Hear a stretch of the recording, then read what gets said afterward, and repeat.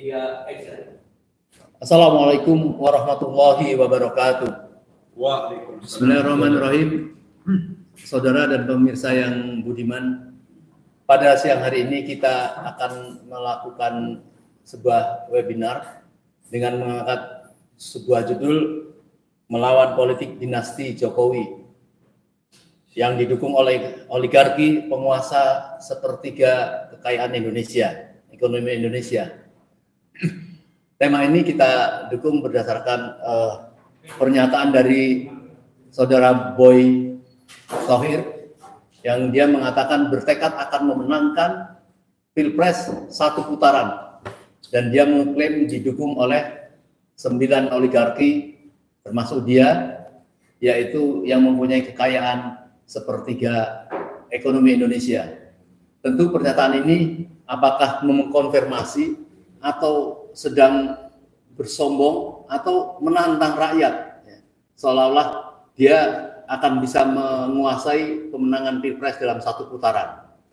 Tentu tulisan atau unggahan dia sudah banyak yang menanggapi, terutama ada Bapak Profesor Antoni Budiawan yang menanggapi dengan tajam sekali ya. Dan pada siang hari ini kita minta beliau juga menjadi salah satu narsum. Selain ada Bapak Dr. Mawan Batubara dari IRES, dan ada seorang aktivis mantan anggota DPR Bapak Ahmad Yani yang sekarang menjadi ketua Partai Masyumi. Kita akan membahas dan bahkan akan mengkritisi persoalan itu, dan kita pada siang hari ini dibantu banyak teman-teman dari YouTuber Perjuangan ya. Ada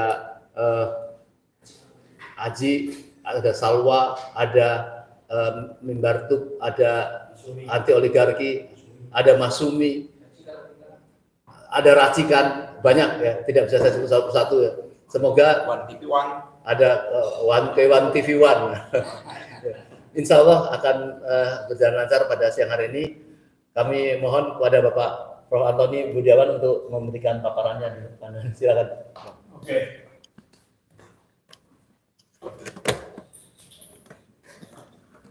Terima kasih Om Lim. Selamat sore, Bung Ahmad Yani, Bung Marwan Batubara, dan teman-teman sekalian. Sebenarnya kita sudah berharap 10 tahun di pemerintahan Jokowi ini akan segera berlalu dan kita akan melakukan benar-benar pesta demokrasi. Tetapi ternyata bahwa ini bukan menjadi pesta demokrasi untuk kemenangan rakyat, tetapi karena Joko Widodo cawe-cawe. Nah, itu dari awal Juni tahun lalu dia mengatakan saya akan cawe-cawe. Kenapa dia mengatakan begitu, saya akan cawe-cawe? Lalu kemudian kita tahu bahwa di bulan Oktober ternyata Gibran itu dijadikan calon wakil presiden. Nah, cawe-cawe pertama itu ya tentu saja melalui pengaruhnya nepotisme di Mahkamah Konstitusi, dan dikabulkanlah itu. Dan dalam kaitannya dengan pembicaraan pernyataan Boy Thohir, ini juga harus dilihat dari bagian dari cawe-cawe, bagian dari politik dinasti untuk memenangkan anaknya. Yang mengejutkan adalah Boy Thohir mengatakan bahwa yang mendukung kekuatan di ruang itu adalah menguasai sepertiga ekonomi nasional. Artinya itu kurang lebih 7.000 triliun, Bung Yani. Bahkan mungkin lebih. Ya. Nah, ini setiap tahun, ini menguasai setiap tahun gitu. Setiap tahun karena ekonomi kita kan 21.000, dia akan naik terus gitu. Jadi dengan PDB tahun lalu itu kurang lebih adalah 7.000 triliun. Karena PDB kita adalah 21.000 triliun, sepertiga ya 7.000 triliun. Nah, dengan kekuatan begitu, mereka ingin waktu 2014 dan 2019 mereka masuk politik, tetapi masih sebagai mungkin penyumbang, ya, penyumbang dana kampanye, dan itu dimaklumi itu terjadi semua di belahan dunia gitu.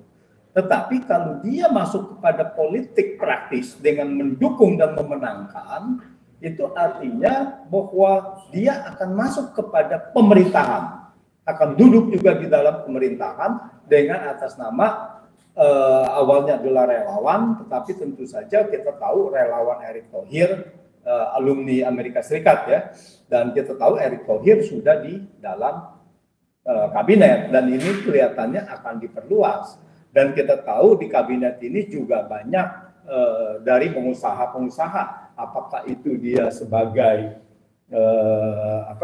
Dewan Penasehat Presiden dan sebagainya gitu.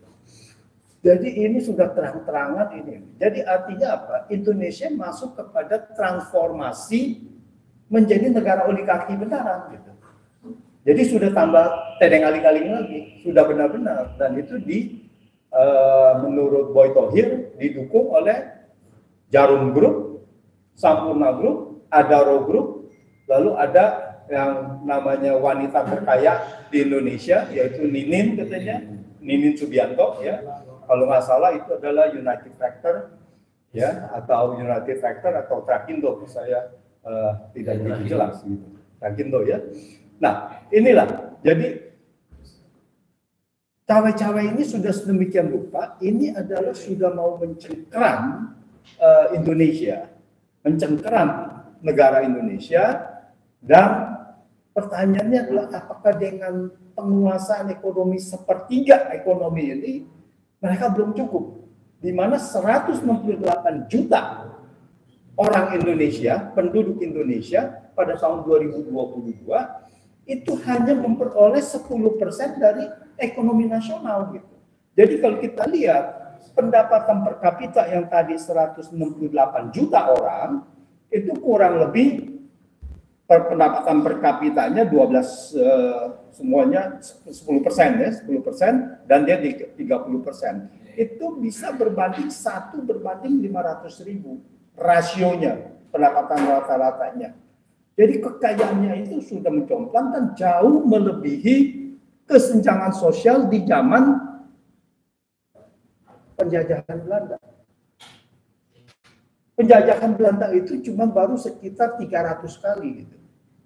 Jadi pendapatan per kapita orang Belanda yang ada di Indonesia dan mereka pribumi.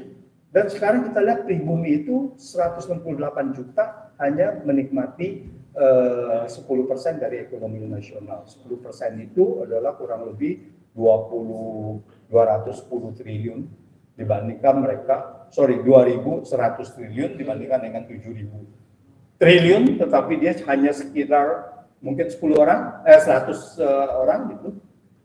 Luar biasa gitu. Nah, jadi pemerintahan Jokowi ini sudah melanggar banyak undang-undang, etika dan moral. Ditambah dengan kemudian Pak Jokowi secara terang-terangan mengatakan ingin berkampanye. Bahasanya adalah bahwa presiden boleh berkampanye, boleh memihak. Nah, ini adalah puncaknya. Puncaknya bahwa dia all out untuk memenangkan Gibran. Sebenarnya dia tidak memenangkan Prabowo, karena kalau Gibran tidak ada di Prabowo, dia tidak akan memenangkan Prabowo gitu. Jadi dia hanya memenangkan Gibrannya. Gitu. Nah, ini adalah satu yang sangat bahaya dan ini akan menimbulkan benar-benar disintegrasi. Karena pada bulan lalu, akhir Desember, itu ada survei di Sumatera, ya, bahwa dari pemuda ISMI mengatakan kalau pemilu curang, maka mereka siap untuk menolak pemilu ini, dalam arti mereka juga siap untuk disintegrasi. Artinya terjadi konflik, akan terjadi konflik. Ya, saya tidak percaya bahwa disintegrasi benar-benar terjadi, tetapi intinya adalah akan terjadi konflik. Apakah dengan presiden ikut memihak, ikut berkampanye, apakah sudah tidak dikatakan itu sebagai keberpihakan. Dan keberpihakan ini dengan aparat-aparat di bawahnya, apakah tidak akan membuahkan hasil kecurangan? Dan ini semua sudah ada, masyarakat melihatnya bahwa dengan begini berarti kecurangan ini adalah hal yang pasti. Nah inilah, jadi untuk amannya kita masih ada waktu sekitar hampir 3 minggu ya. Untuk amannya adalah kita mengimbau Joko Widodo ini untuk cuti saja, menggunakan hak politiknya untuk cuti. Karena selama dia presiden, ucapannya bahwa kan kita mempunyai hak politik untuk berkampanye, itu tidak benar. ASN tidak mempunyai hak politik kan untuk kampanye. TNI juga tidak ada, Polri juga tidak ada. Baru dikeluarkan Jokowi kemarin, katanya ASN boleh. Enggak, menteri yang boleh. ASN tetap tidak boleh. Nah, jadi artinya adalah bahwa dengan ya ASN tetap tidak boleh gitu. Jadi dia dengan mengatakan bahwa itu boleh, berarti sudah bertindak kepada satu keberpihakan. Nah, oleh karena itu untuk menghindari hal itu, Joko Widodo harusnya adalah mengambil cuti. Masih ada hampir 3 minggu ya, mengambil cuti untuk itu. Malah tinggal 2 minggu lagi, kurang lebih ya, praktis 2 minggu. Ya harus mengambil cuti. Kalau bisa ya cutinya nggak hanya sampai 14 Februari, karena pemilu ini tidak mungkin selesai sampai 14 Februari. Kalau bisa sampai dengan 20 Juni, ya, di mana pemilu baru selesai, ronde tahapan kedua. Dan kalau bisa sekalian cutinya sampai 20 Oktober 2024 gitu. Terima kasih. Ya, sebelum ke Pak Ahmad Dhani, mungkin Pak Antoni mau tanya, apa keperluan Boyko itu menyebutkan tentang sepertiga menguasai itu? Apakah tujuan untuk ada konfirmasi atau untuk jalur-jalur kecurangan atau seperti apa? Atau nilai angka itu sebenarnya atau angka yang supaya tidak dituduh terlalu besar atau terlalu kecil? Ya kita sulit karena untuk mengetahui secara jelas, tetapi pengakuannya bahwa itu adalah kekuatan segelintir orang ini menguasai sepertiga ekonomi Indonesia, itu adalah sudah sangat mengejutkan sekali. Ini adalah satu kesenjangan sosial yang sangat besar sekali di dunia. Bahwa apakah itu benar sepertiga atau tidak, ya kita tidak tahu dan kita harus berasumsi apa yang disampaikan itu adalah benar gitu. Dan ini adalah bentuk satu arogansi bahwa dengan mengatakan kekuatan sepertiga ekonomi Indonesia siap untuk memenangkan Pilpres ini. Jadi satu putaran. Jadi artinya apa? Artinya bahwa mereka akan menggunakan kekuatan uang, kekuasaan dan kekuatan uang untuk mencapai ke sana. Dan semua itu bisa dilakukan dengan 7.000 triliun kekuatan mereka, ya tentu saja mereka bisa melakukan untuk memenangkan satu putaran. Dan tentu saja dengan cara begitu adalah dengan cara yang tidak normal, gitu. Bukan dengan cara luber dan jurdil kan gitu kan. Itu pasti ada yang dilanggar di situnya tuh. Apakah jujurnya, adilnya, yang lainnya gitu. Jadi ini adalah kekuatan uang. Jadi yang seperti saya katakan bahwa di sini adalah oligarki melawan rakyat jelata. Nah, pertempuran di Pilpres 2024 ini. Baik, beralih kepada Bang Ahmad Dhani. Tadi konfirmasi secara ekonomi itu kan nampaknya sudah ditanggapi Pak Antoni. Tetapi rakyat ini kan penasaran ini tentang kecurangan yang akan dilakukan atau bahkan sudah dilakukan oleh Jokowi, termasuk sekarang ini seolah mengkonfirmasi kepada rakyat bahwa menteri yang akan berkampanye boleh dengan izin presiden, dan bahkan dilanjutkan presiden sendiri pun boleh dengan izin presiden. Ini kan arogan namanya. Nah, seperti ini bagaimana tanggapan Bang Yani atau berkaitan dengan politik hukum lah ya, tentang kecurangan yang akan dilakukan? Ya, bismillahirrahmanirrahim. Assalamualaikum warahmatullahi wabarakatuh. Yang pertama kita kan menyebut masalah politik dinasti ini. Sesungguhnya ketentuan kita itu baik TAP MPR ya, TAP MPR nomor 11 maupun TAP MPR nomor 6 etika maupun di Undang-Undang nomor 28 tahun 1969 maupun Undang-Undang tentang dinasti politik itu sesungguhnya walaupun dibatalkan ya MK, tetapi spirit dan semangatnya itu sudah membatasi yang disebut dengan politik dinasti. Ya. Yang di undang-undang itu cukup jelas, apabila pejabat yang lagi exiting yang ingin maju, maka itu dibatasi, tidak boleh ada hubungan langsung, hubungan yang apa istilahnya itu mempunyai pengaruh atau hubungan yang saling ketergantungan, yaitu dengan satu tingkat ke atas, satu tingkat ke bawah, kiri kanan. Artinya kalau dia sebagai Pak Jokowi, kalau kita lihat dia sebagai presiden, maka bapaknya Pak Jokowi itu nggak boleh maju, anaknya Pak Jokowi itu nggak boleh maju, ke kanan saudaranya juga nggak boleh maju, adik kakak dan sebagainya. Itu prinsipnya. Nah, ini kan juga diatur juga di TAP MPR anti KKN itu kan, nepotisme, korupsi, kolusi dan nepotisme. Begitu juga di TAP MPR tentang etika penyelenggara negara, seperti itu.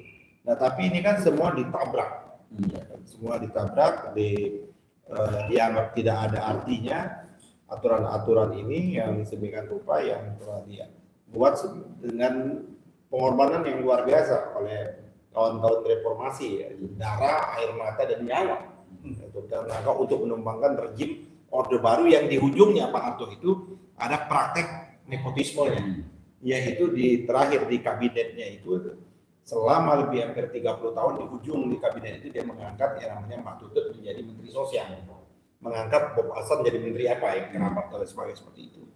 Nah, tapi Presiden Jokowi ini di ronde kedua ada di tahap keduanya sudah mulai seperti itu. Bagaimana dia menjadikan anaknya wali kota Solo dan mantunya menjadi wali kota Medan seperti itu. Yang ini secara semangat, secara spirit, paradigma reformasi atau nilai-nilai reformasi itu tidak boleh sebenarnya itu, tapi itu ditabrak dengan aturan-aturan yang dibajak juga, membaca aturan-aturan itu hanya sepihak bahwa di undang-undang kita sudah dibatalkan dan boleh seperti itu.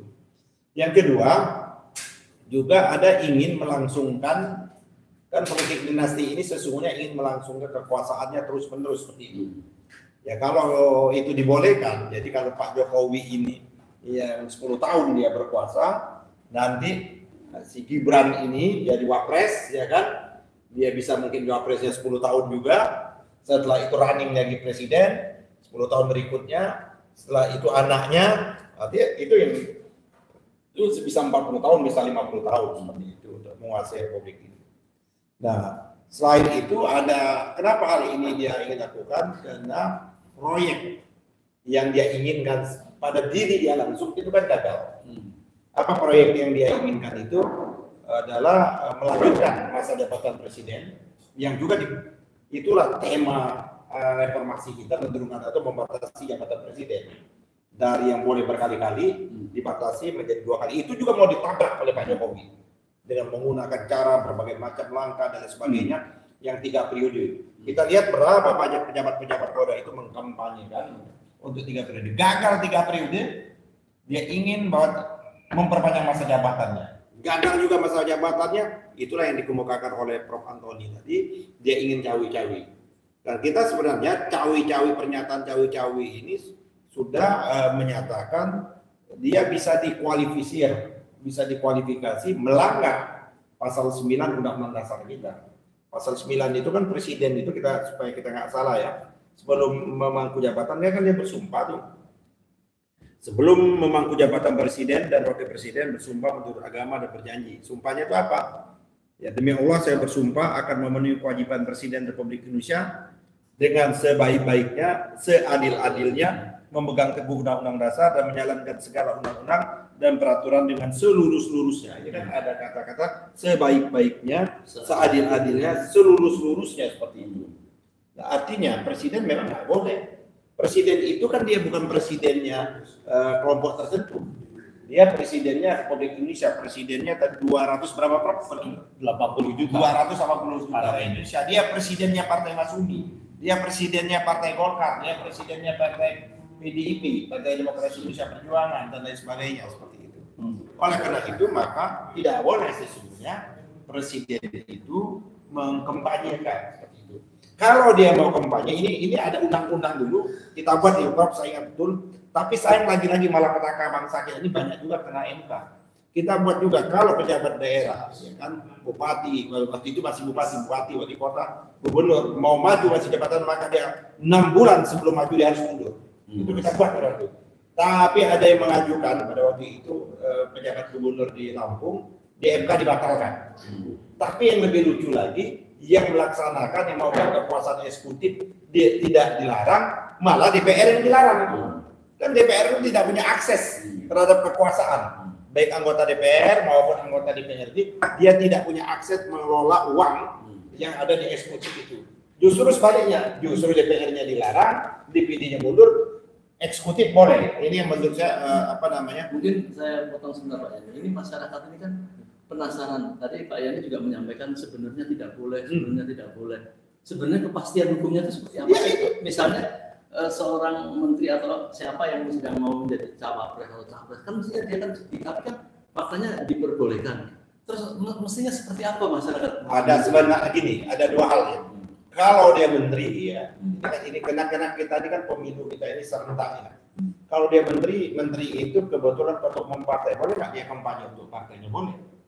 Kampanye untuk partainya, ya kan boleh dia kampanye untuk partainya. Tapi pada waktu dia ingin kampanye, itulah makanya pada waktu menjelang pilek atau pilpres kalau dia presiden, atau pilgub atau dia pilgub, seperti itu pejabat-pejabat di daerah, selayaknya memang dia harus paling tidak itu mundur atau setidak-tidaknya cuti. Setidak-tidaknya tadi yang dikemukakan oleh Prof. Antoni. Nah kayak sekarang ini kan lucu, jadi dagelan apa yang dibuat oleh ketua KPU. Boleh Pak Jokowi untuk berkampanye, tapi Pak Jokowi harus izin presiden. Ya presiden itu ya Jokowi sendiri gitu loh. Satu. Itu pembodohan. Oh iya itu luar publik. ada goblok itu luar biasa gitu. Rakyat Iya, menghina. Satu yang kedua, boleh dia tidak mudah menggunakan fasilitas. Bagaimana mungkin presiden itu tidurnya dari tidur bangun tidur itu sudah melekat fasilitas negara pada dirinya. Bagaimana dia mau melepaskan? Kalau kayak gitu kita tanya, Pak Jokowi dia kemarin kalau dia maju dia menggunakan mobil mana? Mobil kepresidenan. Kalau nggak dia boleh mobil sendiri, bawa mobil sendiri, mau supir, jangan ada pengawalan Pampres. Dan itu kan bertentangan dengan undang-undang yang lain. Karena itulah hak privilege yang diberikan undang-undang kepada presiden itu berangkat yang namanya hak protokoler. Hak protokoler itu nggak bisa lepas walaupun dia cuti.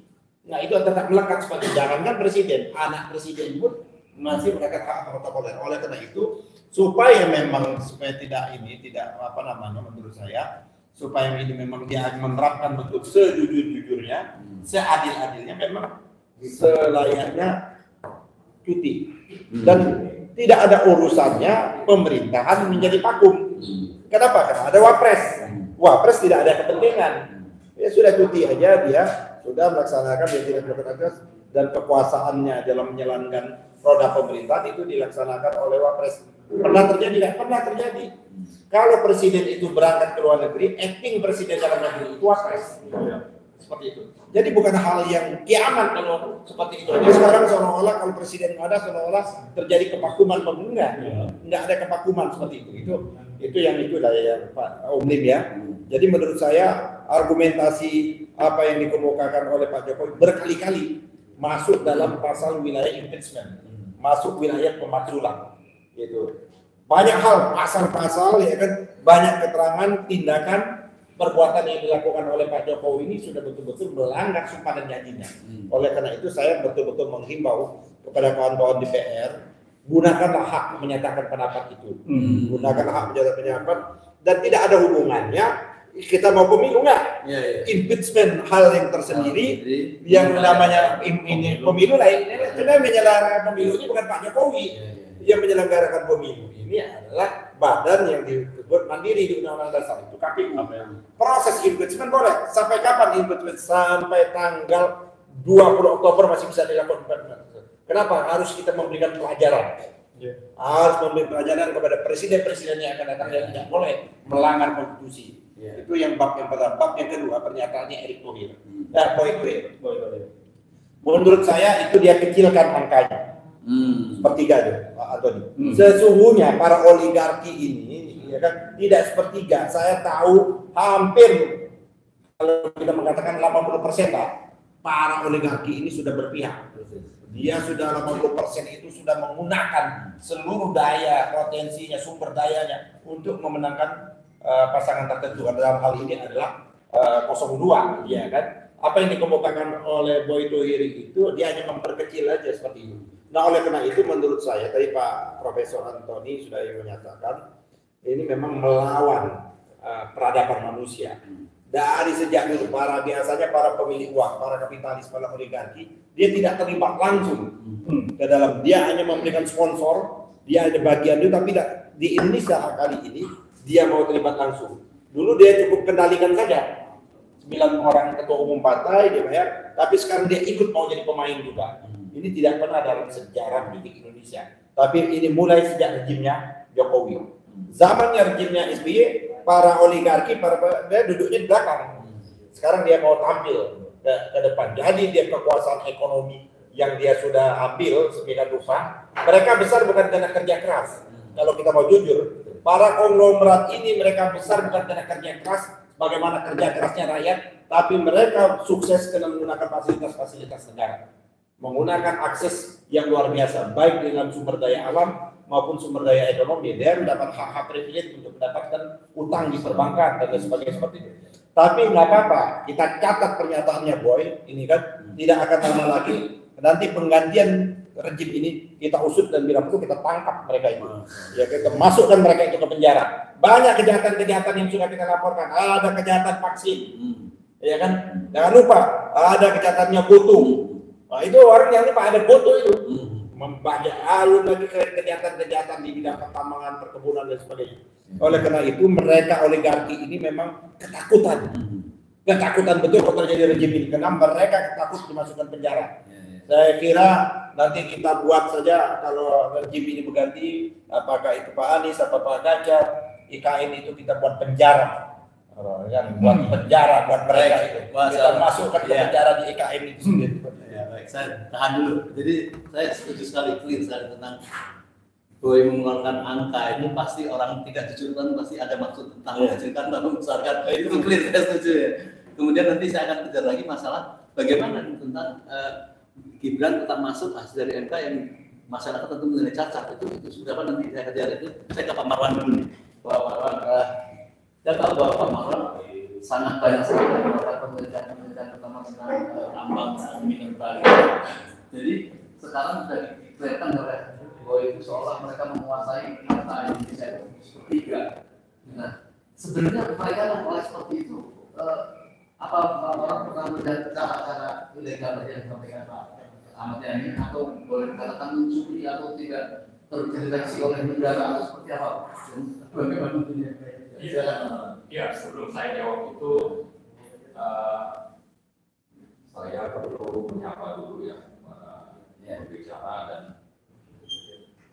bisa ya atau penonton sekarang ini baik online sekarang maupun nanti kalau sudah disebar dalam bentuk video-video. Sebelumnya terima kasih. Assalamualaikum warahmatullahi wabarakatuh. Waalaikumsalam.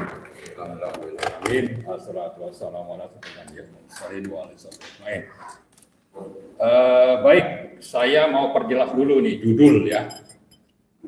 Judulnya itu melawan politik dinasti Jokowi yang didukung oleh oligarki yang menguasai sepertiga ekonomi Indonesia. Jadi kata kuncinya bahwa kita mengadakan acara ini dalam rangka melawan dinasti Jokowi. Itu satu. Kemudian siapa itu dinasti Jokowi? Ternyata dinasti ini didukung oleh oligarki, penguasa sepertiga ekonomi Indonesia. Itu yang terungkap di media. Mereka menguasai. Oligarki artinya ini gabungan penguasa dengan pengusaha. Pengusahanya ini mengaku menguasai sepertiga ekonomi Indonesia yang menurut Bang Yani itu bisa sampai 80%. Saya mungkin kalau bicara sampai 80% agak ragu, tapi minimal setengahnya. Ya, jadi mereka menguasai setengah dari PDB Indonesia yang menurut IMF 2023 itu nilainya sekitar 1,41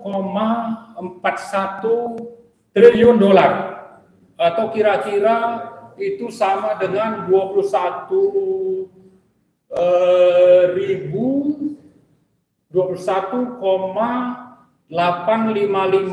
triliun rupiah. Asumsinya itu rupiahnya 15.500. Artinya mereka menguasai sekitar 10.000 triliun ekonomi Indonesia. Itulah si pengusaha ini yang bergabung dengan penguasa menjadi pengusaha oligarkis, ya kita sebut itu. Nah, jadi mereka inilah yang menguasai ekonomi Indonesia.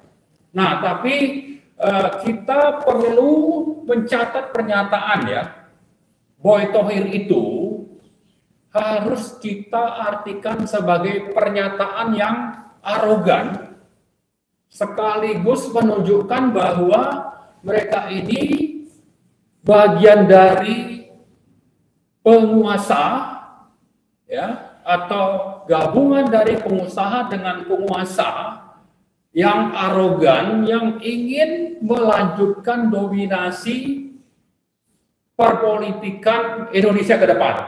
Ini harus kita catat nih. Catat ini perusahaan-perusahaan arogan, dan bukan cuma yang ada yang disebutkan Boy Thohir dalam acara di salah satu hotel pada tanggal 23, Senin 23 Januari yang lalu. Jadi catat, ini pernyataan arogan dari pengusaha oligarkis yang menunjukkan kepada rakyat Indonesia bahwa mereka akan melanjutkan penguasaan perpolitikan di Indonesia ke depan, terutama dalam Pilpres 2024. Itu satu yang kita catat ya. Kemudian kita ingin mengungkap ya, kenapa bisa mereka ini sampai dapat menguasai sekitar 10 sampai 11.000 PDB Indonesia yang selama ini kita temukan. Kalau bicara duit ya, duit itu dapat datangnya dari mana saja sih yang nilainya besar? Tadi pertanyaan Om itu datang terutama dari tambang minerba. Kemudian artinya itu ada mineral, ada batu bara. Kemudian juga dari perkebunan. Kemudian dari mungkin ya, meskipun tidak besar, tidak sebesar yang dua tadi, itu datang dari misalnya telekomunikasi, listrik dan sebagainya. Tapi tidak ada konglomerat Indonesia yang tidak menguasai tambang batu bara misalnya. Atau tidak ada oligarki gabungan dari pengusaha dengan pengusaha yang tidak memanfaatkan dan merampok sumber daya nikel kita. Di mana? Di Sulawesi Tenggara dan di Sulawesi Tengah. Nah, jadi selama hampir 10 tahun pemerintahan Joko Widodo, mereka ini semakin kaya karena memang punya sumber pendapatan yang sangat besar dan terus bertambah. Di samping tadi tambang, ada minerba, migas maksudnya, kemudian juga dari sektor listrik dan telekomunikasi, tapi juga ada dari perkebunan. Nah, perkebunan ini misalnya itu kita bisa lihat bagaimana berperannya para konglomerat pemilik kebun-kebun sawit itu tidak mempedulikan bagaimana rakyat harus mengantri sampai ada yang mati ya saat harga CPO itu sangat tinggi di luar negeri. Sementara kita adalah produsen terbesar CPO di dunia, sekitar 45 juta ton per tahun. Kenapa bisa seperti itu? Karena memang tidak peduli mereka ini untuk bagaimana rakyat Indonesia itu harus dipenuhi seluruhnya kebutuhannya, yang hanya sekitar 15-20% dari produksi nasional. Hanya sebesar itu pun mereka tidak peduli dan itu dibiarkan saja oleh pemerintahan oligarki ini, ya, sehingga itu menjadi salah satu sumber bagaimana mereka bisa menjadi kaya, dan itu bisa terjadi karena memang pemerintah ini dikendalikan oleh oligarki yang saya sebut tadi, dan kita bisa belajar bagaimana misalnya dana yang namanya BPDKS, ya, BPDPKS itu adalah dana yang dikelola dalam rangka permajaan dari sawit, tapi sekaligus juga untuk dimanfaatkan bagi kebutuhan biodiesel menggunakan CPO untuk diesel, dan ini dikorupsinya lebih besar. Dan ini kalau kita lihat siapa misalnya pengusaha-pengusaha yang mendapat kesempatan masuk biodiesel ini di Indonesia, yang sekarang kalau bicara BBM misalnya itu hampir 20% datang dari biodiesel, dan pemasoknya ini antara lain itu adalah Sinarmas. Nah, jadi kembali tadi kepada siapa pengusahanya, maka kita akan temukan bukan cuma 9 yang disebut Boy Thohir, tapi juga di sana ada Sinarmas, ya, dan yang lain-lain yang menguasai sektor-sektor yang saya sebut dari sumber daya alam dan dari perkebunan tadi. Itulah yang perlu kita lihat selama ini. Dan kenapa itu bisa terjadi? Karena mereka terlibat dalam pembuatan kebijakan dan undang-undang. Kalau kita lihat misalnya saat perubahan undang-undang Minerba, tim dari pemerintah itu justru lebih banyak datang dari para pengusaha. Ya, pengusaha untuk apa? Untuk menetapkan perubahan undang-undang Minerba dari Undang-Undang Nomor 4 2009 menjadi Undang-Undang Nomor 3 2020. Apa yang terjadi sebetulnya di sana? Ya, itu adalah bagaimana kalau menurut undang-undang lama kontrak mereka habis, maka lahan tambang yang masih menyisakan sumber daya batu bara itu harus diserahkan kepada pemerintah. Lalu pemerintah membahas dengan DPR, dan itu menurut pasal 33 harusnya diserahkan kepada BUMN seperti Antam, ya, atau sekarang menjadi Main ID, gabungan dari perusahaan Minerba BUMN milik Indonesia. Harusnya seperti itu, tapi oleh rezim oligarkis ini yang memang banyak dikuasai atau dipengaruhi oleh para konglomerat, salah satunya itu tadi disebutkan adalah Boy Thohir, itu mereka membuat kebijakan dan undang-undang untuk bagaimana untuk bisa mencaplok sumber daya alam itu. Maka kalau kita lihat misalnya ada ya, yang ada Boy Thohirnya di situ, tahun 2022 yang lalu mestinya kontrak PKP 2B-nya berakhir. Tapi dengan perubahan undang-undang itu otomatis dapat perpanjangan 10 kali 2 tahun. Atau 10 tahun kali 2, ya. Dan ada Berau. Siapa itu Berau? Pemiliknya Sinarmas misalnya. Maka Sinarmas dapat perpanjangan yang harusnya tahun ini habis kontraknya, itu dapat perpanjangan. Dan nilai dari sumber daya batu bara kita yang sekitar 20 miliar ton, ya, itu kalau diuangkan dengan harga rata-rata batu bara sekitar $60 per ton pada kalori 6.322 kilokalori per ton. Itu nilainya kira-kira sekitar dengan 60 tadi itu kira-kira sekitar 10.000 atau 7.000 sampai 10.000 triliun. Nah, sekarang kalau kita lihat sepanjang 2023, harga rata-rata batu bara itu sekitar 120-an, 2 kali lipatnya. Dan konglomerat ini menguasai sekitar 80 sampai 90% dari sumber daya batu bara yang nilainya 10.000 ton tadi, 10.000 triliun tadi. Mereka menguasai 80%. Yang punya BUMN itu paling antara 6 sampai 8%. Mungkin ada yang perusahaan burung ya. Tapi 80% itu memang dikuasai oleh konglomerat yang memang mendukung Jokowi sejak 2014,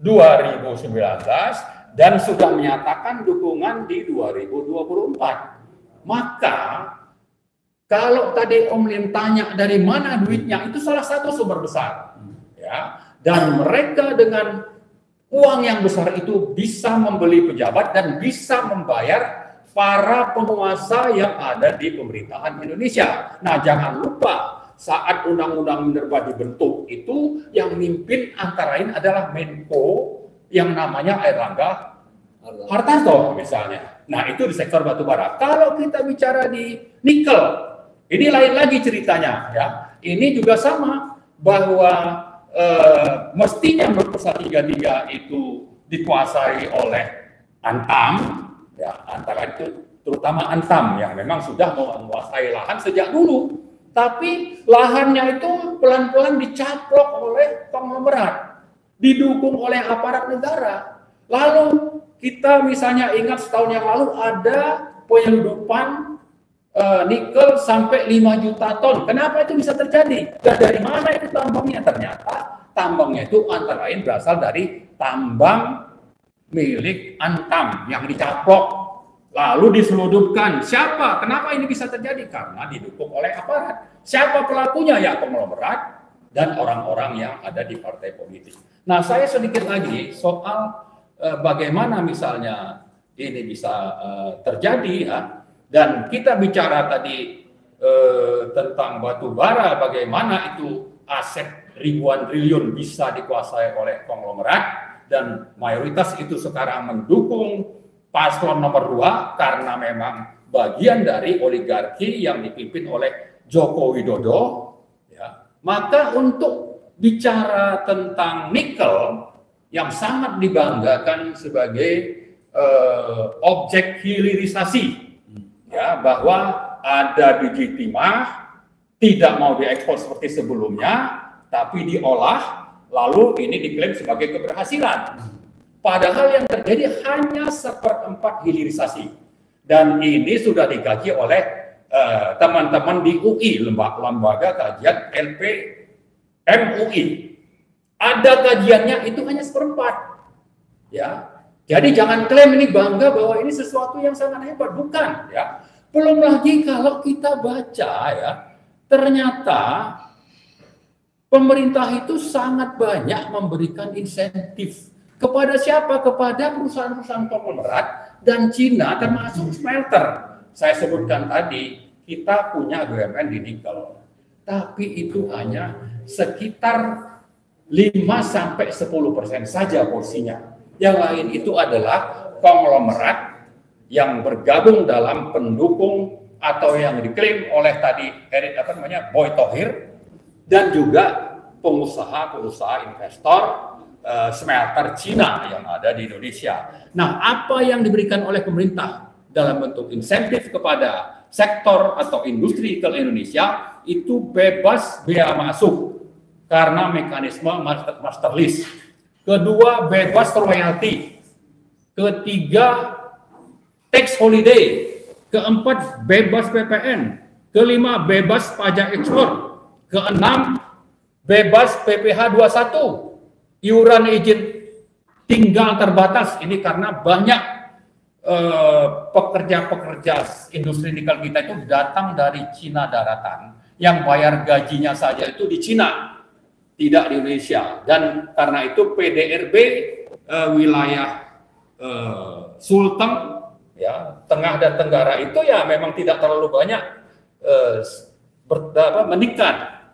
Jangankan bicara tenaga kerja, ya, untuk bicara PDRB saja itu tidak optimal kita peroleh. Nah, jadi belum lagi nanti izin, ya, visanya itu visa kunjungan misalnya. Jadi ini juga sudah pernah kita ungkap. Ya, intinya yang ingin saya sampaikan adalah, mungkin sebelum itu Pak Maroni, ya, pengen tahu aliran dana hasil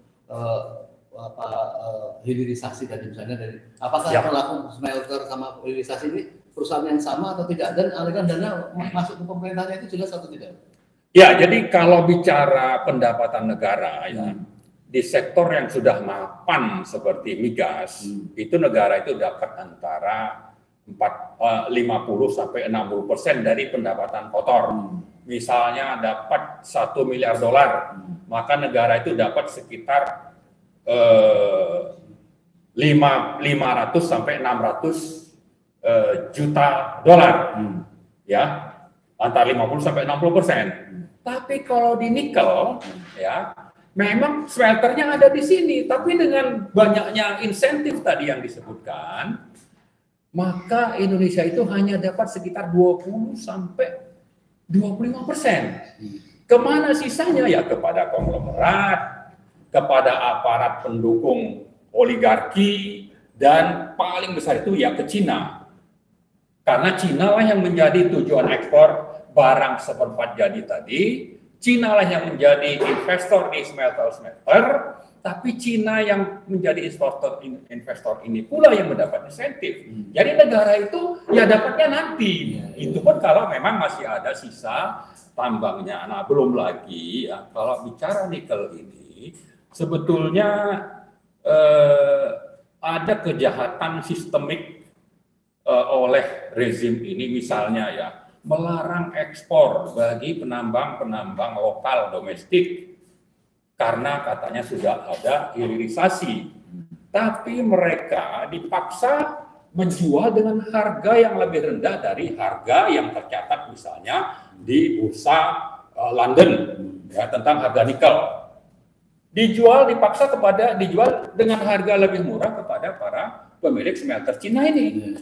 Nah, belum lagi nanti kalau bicara tentang bagaimana pemerintah itu tidak mempedulikan BUMN, dihambat untuk terus bisa berkembang atau digerogoti sumber-sumber daya alamnya. Nah, jadi dengan begitu sebetulnya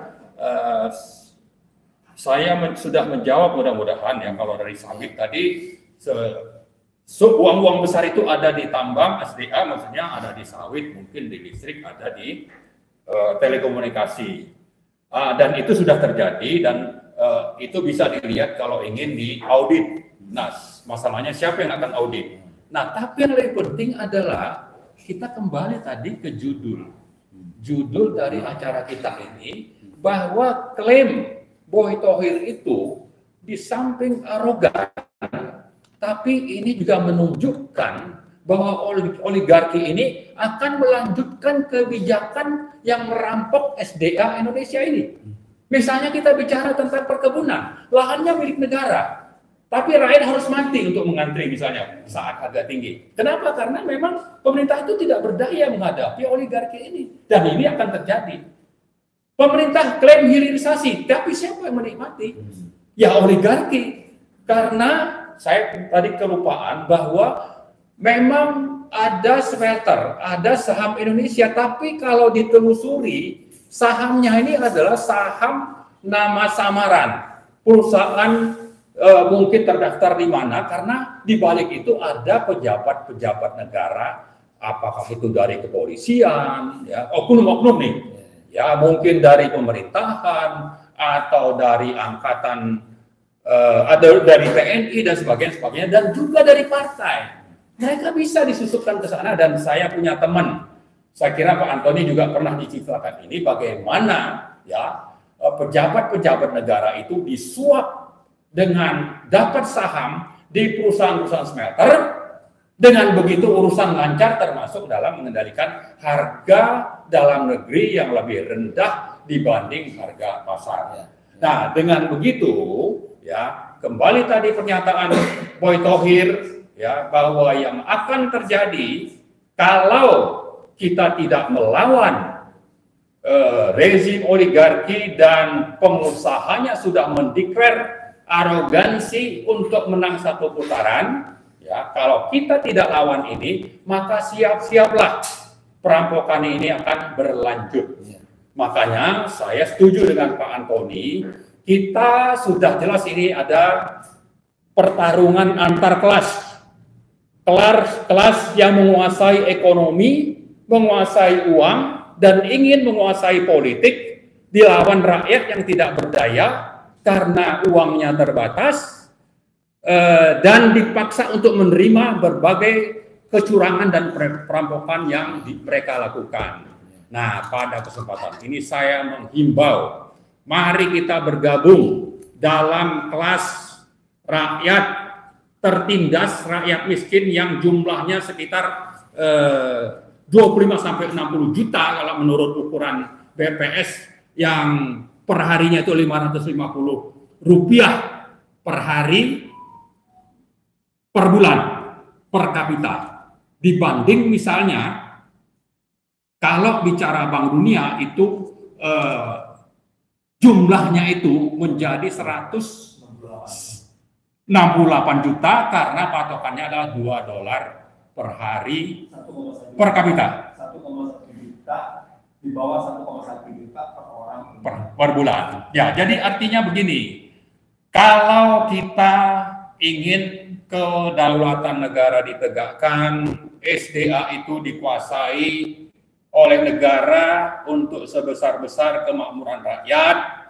dan itu harus dikuasai oleh BUMN misalnya, dan ini diperkuat oleh putusan MK nomor 36 2012 dan nomor 85 2013 bahwa sumber daya alam itu harus dikuasai negara dan pengelolanya itu harus BUMN. Dan ini sudah hilang kesempatan ini. Maka mari sama-sama kita bergabung dalam gerakan rakyat melawan kelas arogan yang sudah merampok dan mengkhianati konstitusi dan amanat reformasi. Mari bergabung lawan penjahat negara, pengkhianat negara yang sudah nyata dijalankan oleh Joko Widodo ya dalam statement dari petisi 100 selama beberapa bulan ini, agar terjadi perubahan di Indonesia, agar terjadi perubahan di Indonesia, agar terjadi perubahan di Indonesia. Mari bergabung. Penyelamatan. Mari bergabung dengan gerakan rakyat miskin dan rakyat tertindas, rakyat tertipu atau ditipu melawan para pengusaha dan penguasa oligarkis yang sudah nyata merampok dan mengkhianati konstitusi dan amanat reformasi. Terima kasih Om Lili. Baik, cukup lama 20 menit tapi isinya daging-daging semua, karena saya juga bisa merasakan kalau Pak Marwan ini nampaknya kok selalu marah, ternyata yang diketahui itu saya juga nggak sabar mendengar ini betapa kita diobrak-abrik, dicuri alam kita, tetapi rakyat dalam keadaan nyaris kemiskinan ya, bisa hidup seolah hanya karena BLT. Selain itu, nih kepada Pak Antoni lagi nih, nanti gongnya Pak Ahmad Yani sudah seperti itu, tetapi hutan,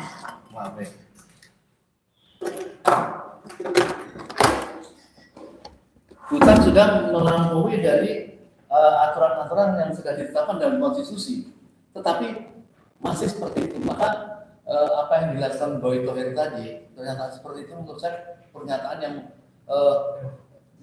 gampang. Di sisi lain itu dia sudah buka-bukaan berapa konglomerat atau beberapa oligarki yang sudah tergabung di situ.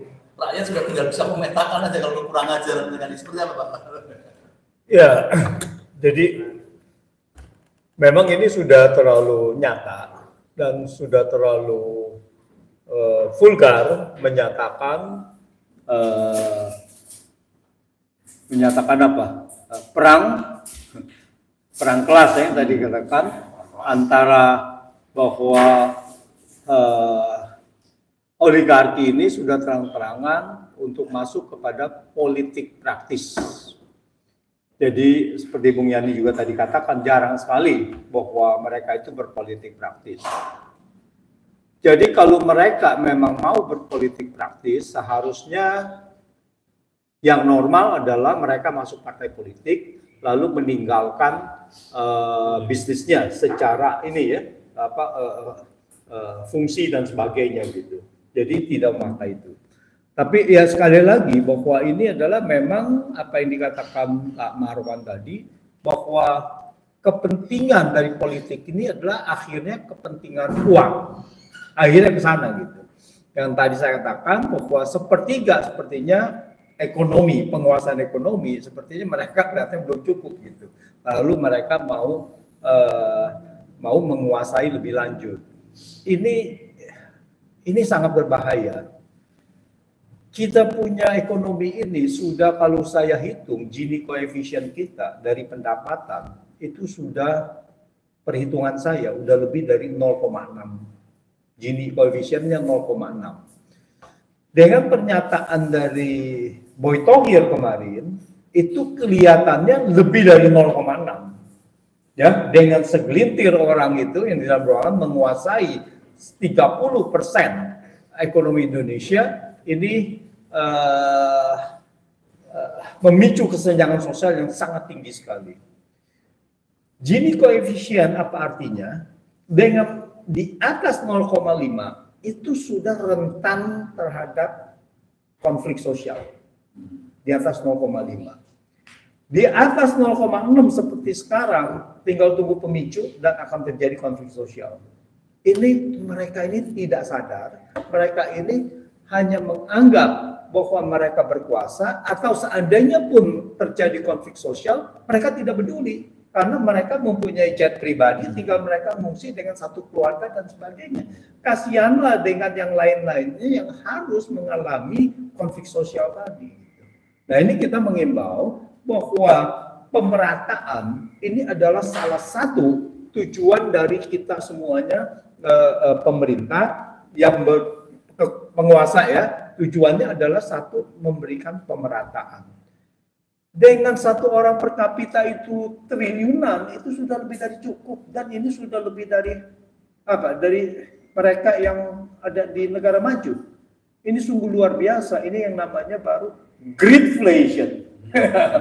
Ini baru namanya greedflation, kan gitu kan, ini namanya greedy gitu kan. Nah, ini yang harus di stop. Dan Gibran ya. Bukannya greenflation, ini greedflation ini. Dan Boy Thohir menyatakan greedflation mengenai greedy ini. Jadi ini harus di stop, karena kasihan rakyat yang lain ini dengan kesenjangan sosial gini, ini tinggal tunggu pemicu. Dan ini akan terjadi konflik sosial, dan di belahan manapun di dunia dengan kesenjangan sosial yang begitu tinggi, maka tinggal tunggu pemicu saja. Dan ini pasti akan terjadi. Nah, mudah-mudahan mereka sadar dan harus diingatkan atau diperingatkan gitu untuk menghindari hal ini. Terima kasih. Ya, baik, Bang Yani, pertama saya minta menanggapi dulu. Pertama yang tadi masalah bagaimana rakyat ini sudah merasa clear tentang pencawapresan Gibran, yang itu otomatis di sana ada Jokowi berkaitan dengan kejahatan apa yang kita paparkan tadi. Itu satu. Yang kedua, apakah akan selesai dengan Pilpres yang akan datang? Karena kan banyak anggota DPR dan termasuk sekarang itu ada Luhut, ada siapa lagi mengatakan bahwa udahlah orang Pilpres tinggal besok, kenapa harus sampai pakai pemakzulan segala? Silakan Pak Yani. Yang pertama saya kira gini Om Ded. Kalau saya sampai saat ini masih berpandangan bahwa proses pencalonan Gibran itu cacat konstitusional, cacat yuridis, cacat prosedural, seperti itu. Kenapa? Karena merubah aturan main di tengah jalan. Bukan kita tidak setuju anak muda ikut ya.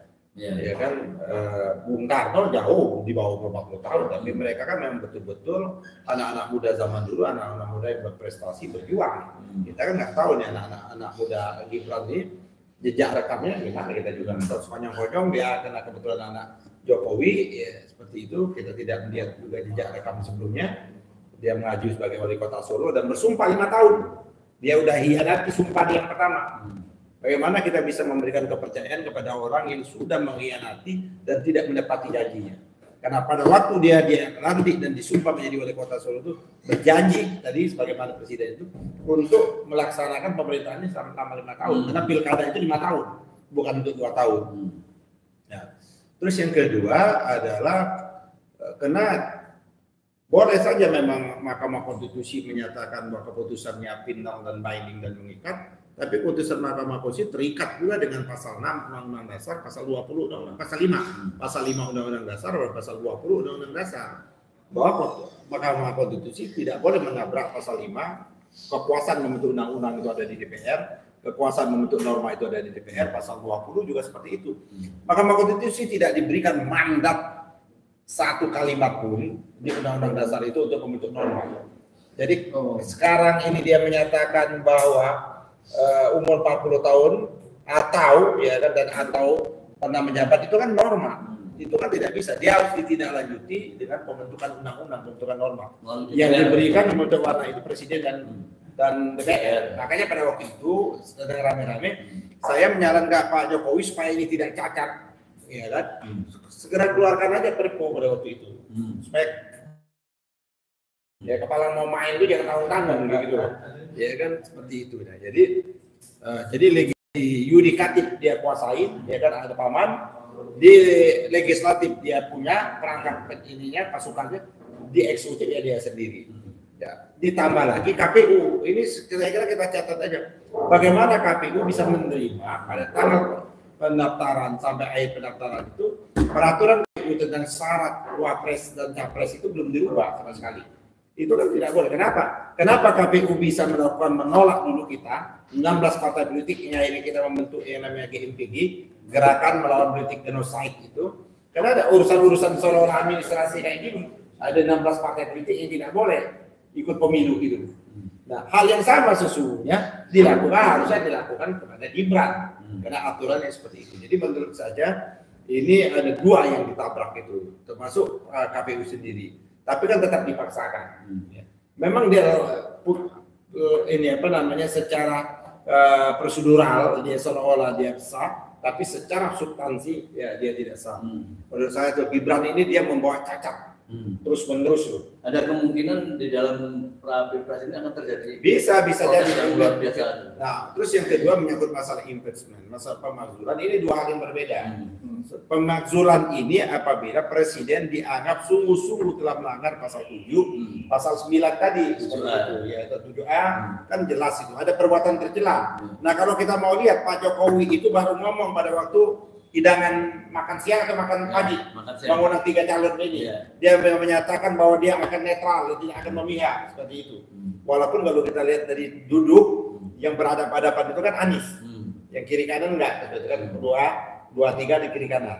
Jadi diulangi lagi pada beberapa bulan yang lalu, dia tetap menyatakan mengingatkan pada ASN dan seluruhnya. Hari ini dia menyatakan bahwa dia boleh dengan bahasa kampanye dan tidak ada. Kalau kita ilustrasi ini, Prof dan Bang Marwan, kalau ibarat papan catur, ini ada indikasi. Kalau raja sudah keluar dari benteng pertahanan itu menunjukkan, wah udah raja itu udah mau jatuh itu, udah mau tumbang itu. Iya. Kan kalau kita menjatuh, tapi kan raja itu kan, raja itu kan tetap harusnya di dalam dong. Tapi kalau raja sudah keluar, berarti itu isyarat dan tanda-tanda raja itu akan jatuh dan kalah seperti itu. Bakal skakmat itu. Nah ini menurut saya dia memberikan bahasa isyarat seperti itu. Nah jadi menurut saya lagi ini kita masih punya beberapa waktu. Mari kita melakukan yang saya setuju dengan apa yang dikemukakan oleh Pak Gatot, ya kan, posko Indonesia Siaga. Ini penting sekali ini karena raja sudah keluar, kalau dia catur kan, dan mau memaksakan, ya kan, dengan menggunakan lembaga-lembaga survei. Ya, survei atau survei ya. Surveyor. Nah, lembaga survei itu ini untuk melegitimasi nanti kalau ada kecurangan bahwa udah betul angkanya. Ya akan memaksa untuk menang satu putaran dengan menggunakan segala cara. Nah, ini bisa tadi yang dikemukakan tadi. Gejolak sosial. Ini akan terjadi chaos seperti ini. Artinya menurut saya siapapun yang bertindak tidak jujur, tidak adil, pemilu dicurang, maka dia penjahat konstitusi. Karena konstitusi kita harus pemilu itu lakukan jujur dan adil. Penjahat demokrasi, penjahat konstitusi, dan penjahat terhadap kedaulatan rakyat. Kita catat saja, kan Boy Tohir sudah menyatakan seperti itu. Kita catat saja, ya kan, dia kan tadi seperti mana dikemukakan oleh Pak Marwan, dia tidak pengusaha yang hebat kok. Pengusaha yang mendapat fasilitas, ya kan, karena dia dikasih fasilitas untuk mengeruk tambang kita jadi dia kayak Adaru itu. Tapi kan dengan undang-undang diperpanjang lagi, itu bisa kita evaluasi. Bisa evaluasi Pak. Kalau rejim ini dia berubah, saya kira ini kita akan memberikan pelajaran yang berat, ya, pelajaran yang berharga, memasukkan orang ke penjara, Pak. Kayak Korea itu kan presidennya bisa dimasukkan ke penjara. Ya, jadi kalau presiden aja bisa dimasuk penjara, apalagi para oligarki ini kita kejar, ya kan? Hartanya dirampas seperti itu untuk negara. Tadi kan kalau dikemukakan oleh Bang Marwan, sebenarnya kita udah bisa apa namanya, take off itu, kalau bahasanya Pak Harto dulu. Dengan batu bara aja luar biasa angkanya, belum ditambah nikel, belum ditambah perkebunan. Ini sejahtera sesungguhnya rakyat Indonesia ini. Tapi pada sisi lain paradoks kan, rakyat berebut, ya kan, untuk mendapatkan yang namanya bansos. Itu kan menunjukkan tingkat kemiskinan kita semakin tinggi, Pak. Dan itu dilakukan oleh presiden, bukan Dan dilakukan oleh presiden. Dan bahkan ada menteri menyatakan seolah-olah bansos itu miliknya dia. Bansos itu miliknya rakyat.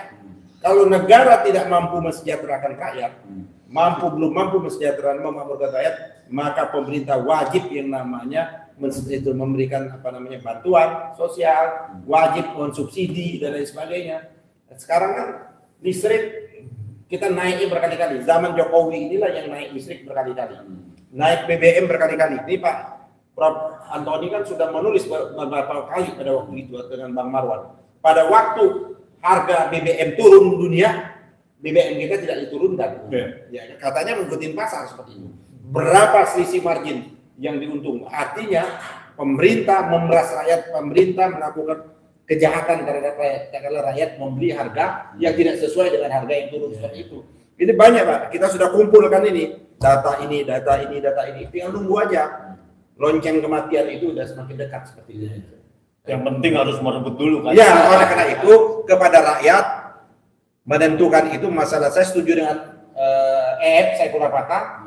Ya, masalah Jokowi ini apakah dia selesai sebelum pencoblosan, apakah pos pencoblosan, itu urusan kedua. Tapi pada tanggal 14 Februari kalau kita betul-betul ingin menghentikan rejim ini, kita hentikan dengan tangan kita bahwa untuk tidak memilih dan menyoblos para yang namanya capres bagian dari oligarki atau didukung oleh oligarki yang ingin melanjutkan kesengsaraan ini, yang ingin melanjutkan tambang kita dikuasai, kata Bang Marwan, tambang batu bara kita dieksploitasi, dikuasai, terus perkebunan kita dikuasai, dilanjutkan dengan harga-harga yang memuncak. Saya kira itu harus kita hentikan. Oleh karena itu perubahan itu ada sebuah keniscayaan. Waktunya tanggal 14 Februari nanti rakyat berbondong-bondong ke TPS mengawal, kalau ada curang lawan. Ya baik. Kalau ada curang perang. Curang sudah. Padahal sudah curang perang. Curang sudah. Tunggu ini. Ini kemarahan rakyat ini tinggal waktunya saja ini. Baik Pak Antoni, Pak Marwan dan Pak. Saya saran gini Pak Marwan, Pak Prof. Antoni, kita ini kan kelompok profesional, kelompok terdidik. Kayaknya kelompok kelas menengah ini kita sudah waktunya juga kita memimpin dan turun. Saya mau lah Pak Marwan atau Bang Dodi. Ayo kita memberikan closing statement ya masing-masing 5 menit paling lama.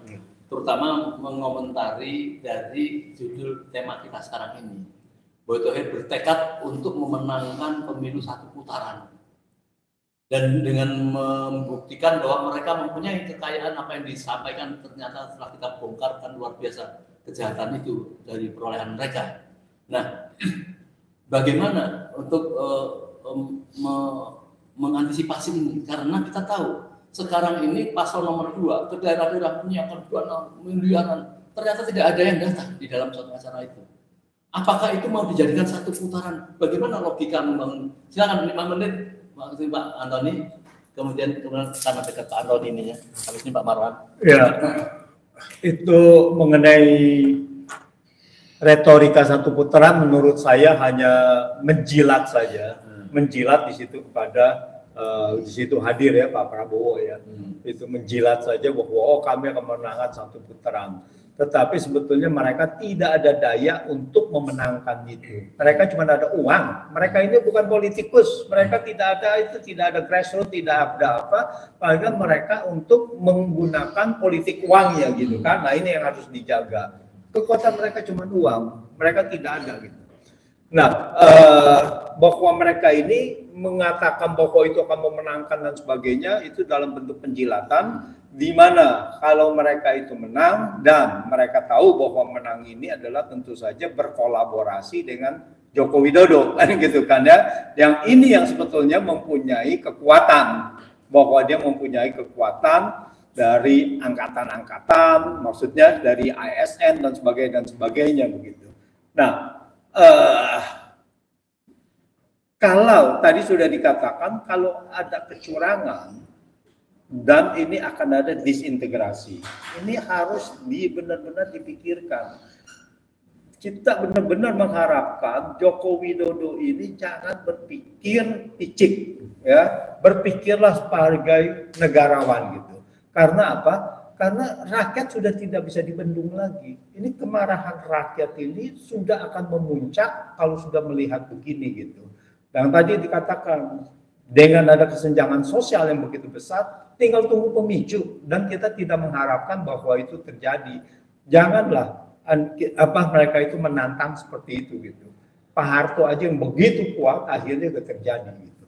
Jadi ya itu kita himbau sekali lagi, tapi mereka yang menentukan apakah mereka benar-benar akan melakukan hal-hal yang akan menjurus kepada disintegrasi bangsa atau menjurus kepada konflik sosial. Ya, terima kasih. Bang Yani, apa himbauan kepada masyarakat supaya tidak terjadi mereka nekat melakukan kecurangan secara nekat? Ya, nekat itu banyak yang bisa lakukan itu untuk supaya kita bisa melakukan perubahan atau penyelamatan negeri yang sudah terancam bubar atau amburadul.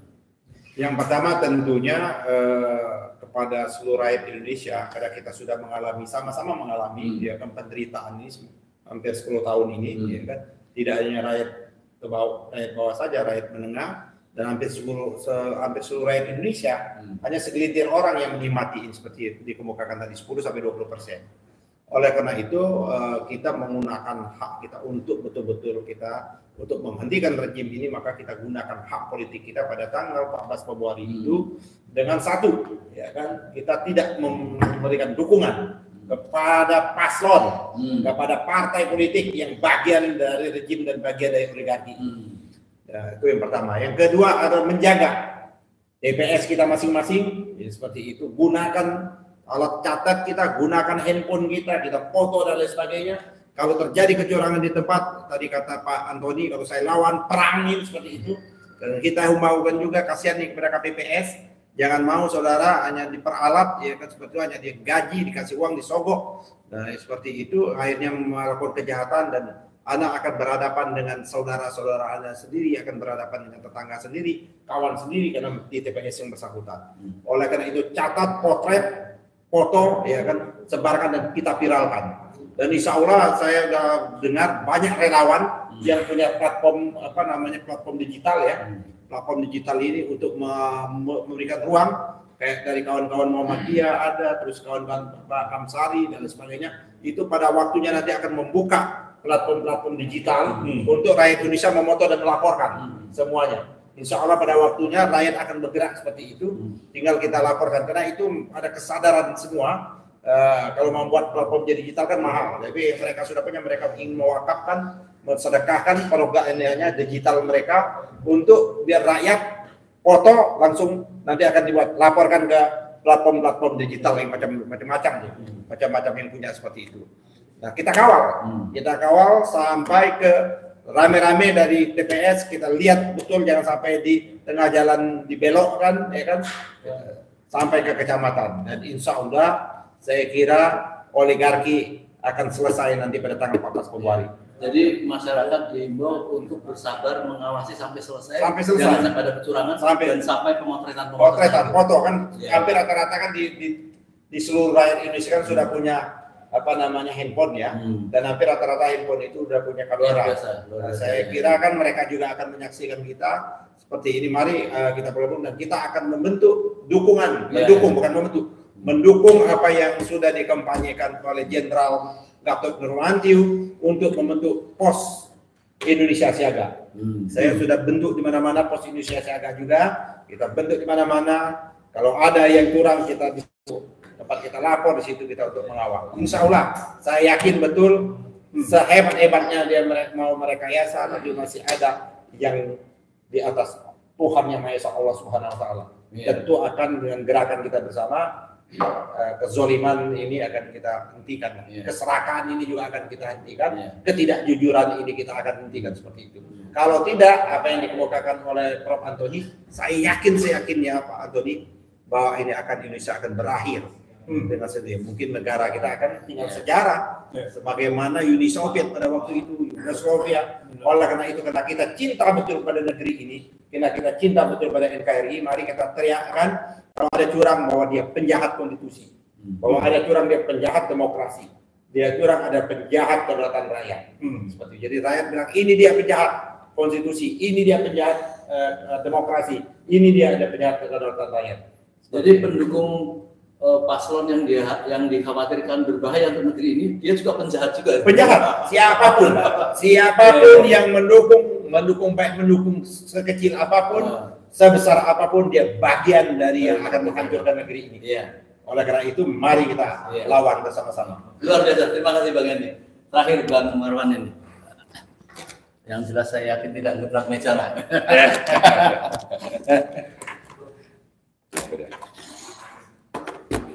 Ya, Bang Marwan. Terima kasih Om Lim. Jadi ada 4 hal sebagai penutup ya.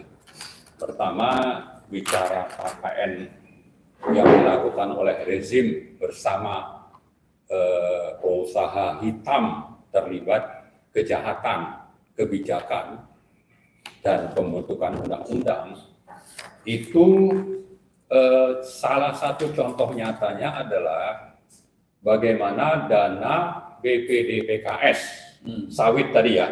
Jadi saya perlengkap nih, BPDPKS itu apa? Kepanjangannya itu Badan Pengelola Dana Perkebunan Kelapa Sawit. Ini nilainya selama 6 tahun itu 120 triliun. 91 triliun itu dipakai untuk mensubsidi diproduksinya biodiesel yang disebut sebagai B20 atau B30. Itu artinya campuran fosilnya itu kalau B20 fosilnya 80%, 20%-nya itu dari sawit. Kalau B30 artinya fosilnya 70, sawitnya 30%. Nah, 91 triliun itu dana BPDPKS itu dipakai untuk mensubsidi produksi biodiesel tadi, dan salah satu pelaksananya itu namanya Wilmar, penikmat dari dana BPDPKS itu. Dan ternyata Wilmar inilah yang menjadikan putra Presiden Jokowi, Kaisang Pangarep, itu bisa menguasai sekitar 40% saham Persis Solo. Kemudian Gibran itu 30%, Erik lewat anaknya itu 20%. Nah, pemilik lama itu hanya 10% Persis Solo. Dan ini istilahnya itu suap atau gratifikasi yang sudah dilaporkan ke KPK oleh teman kita Bang Ubed. Ini contoh nyata ini bagaimana cara kerja oligarki menguasai sektor CPO untuk kepentingan oligarki, tapi juga bisa sebagian dari dugaan korupsi atau korupsinya itu dinikmati oleh keluarga Presiden dan Erick Thohir. Itu salah satu contoh, dan ini sebetulnya adalah bentuk KKN yang melanggar TAP MPR nomor 11 tahun 1998 dan pasal 22 Undang-Undang Pemerintahan Bersih dan Bebas KKN nomor 28 tahun 99 yang 2 hari yang lalu kita laporkan ke Barreskrim. Ini satu hal ya. Jadi contoh nyata bagaimana cara bekerjanya pengusaha hitam pendukung rezim pengkhianat ini memanfaatkan sumber daya alam dan kekuasaannya untuk kepentingan sekelompok orang ya, segelintir orang. Nah, yang kedua, saya ingin mengingatkan publik dan kita supaya jangan terkecoh dengan istilah cawe-cawe itu sesuatu yang ringan, dan ini sudah saya ulang-ulang ya. Cawe-cawe seolah ringan, padahal ini masuk dalam kejahatan pidana berat. Pengkhianatan terhadap negara. Jadi pengkhianat itu ya judulnya pengkhianat, jangan bilang cawe-cawe gitu. Dan ini pemimpinnya adalah Joko Widodo. Dan kita sudah dalam petisi 100 itu membuat daftar ya, pasal-pasal mana saja dalam konstitusi yang dilanggar oleh rezim ini. Salah satunya tadi merampok SDA mineral Indonesia itu secara gamblang lewat merubah aturan dan kebijakan. Ini sudah merampok karena menurut pasal 33 sesuai dengan putusan MK nomor 36 2012 dan putusan MK nomor 85 2013 ini harus dikuasai oleh BUMN. Oleh rezim oligarkis ini diserahkan kepada sejumlah konglomerat besar yang menjadikan mereka menjadi orang masuk dalam daftar terkaya, 100 terkaya di Indonesia. Itu poin kedua. Poin ketiga, saya ingin mengomentari soal satu putaran. Ya. Pak Antoni sudah menyampaikan pendapatnya tadi bahwa itu sesuatu yang tidak mungkin. Tapi saya coba melihat dari sisi lain dan ini bisa kita padukan sebetulnya bahwa ini dalam rangka menyiapkan kondisi, ya framing nanti didukung oleh lembaga survei bahwa ini satu putaran ya oleh lembaga survei memang benar. Tapi di situ juga didukung dengan misalnya sistem perhitungan IT yang dikuasai KPU yang sudah ada di rekayasa misalnya, DPT yang sudah ada di rekayasa. Sehingga dengan begitu kita harus benar-benar seperti usul Pak Yani bahwa harus benar-benar optimal dalam bagaimana mengawal, tapi ini sekaligus menunjukkan bahwa pemilu curang yang dipimpin oleh Joko Widodo itu sedang dan akan berlangsung, yang akan merampok, mengkhianati kedaulatan rakyat, demokrasi, dan amanat reformasi. Nah, terakhir sekali, saya kembali ingin mengulang pernyataan sikap, ya, bahwa kita harus mempersiapkan diri dalam perang, ya, perang kelas kelompok minoritas yang menguasai mencengkeram ekonomi Indonesia, ya, di atas dari 10.000 triliun. Ini kelas minoritas ini, segelintir orang. Dengan siapa? Dengan rakyat dan